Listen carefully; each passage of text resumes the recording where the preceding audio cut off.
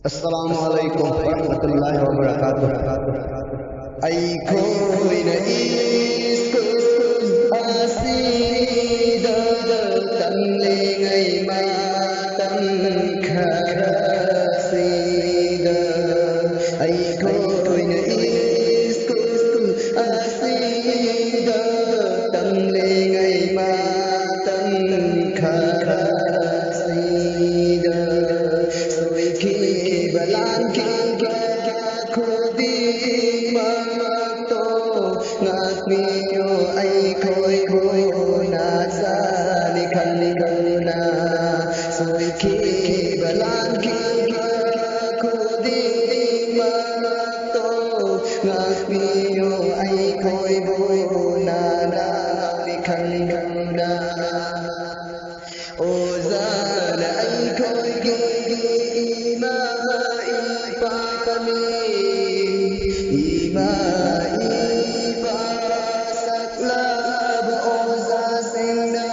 nasa ay khôi da bibiran ima ipa sakla bo za singna nasa ay khôi da bibiran mo apa batau tau zan nasa sana Iskul asida tamli berkudi mata ai khôi na lan ki bangatani Iskul asida tamli berkudi mata ai khôi na lan ki bangatani ai khôi na lan ki berkudi thado piyo ai khôi khôi hầu khi và ma ta tâm kha da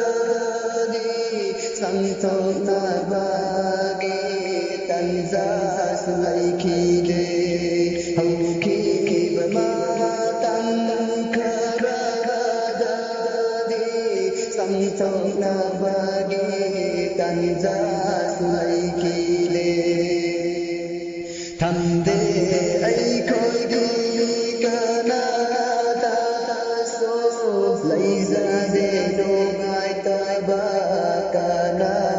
ta số lấy ra để đồ ngài ta ba kana ta số isil nào ai khôi khôi khôi đi mà ta đó na si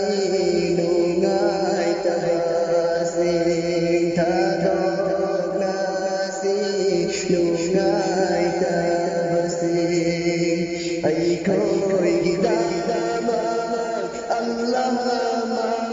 po maha wanda taubi doa ai khôi gida ma Allah ma po maha wanda taubi doa ai khôi suna khôi gi tau za gi wa afa ba ka o yu hai na ai khôi suna khôi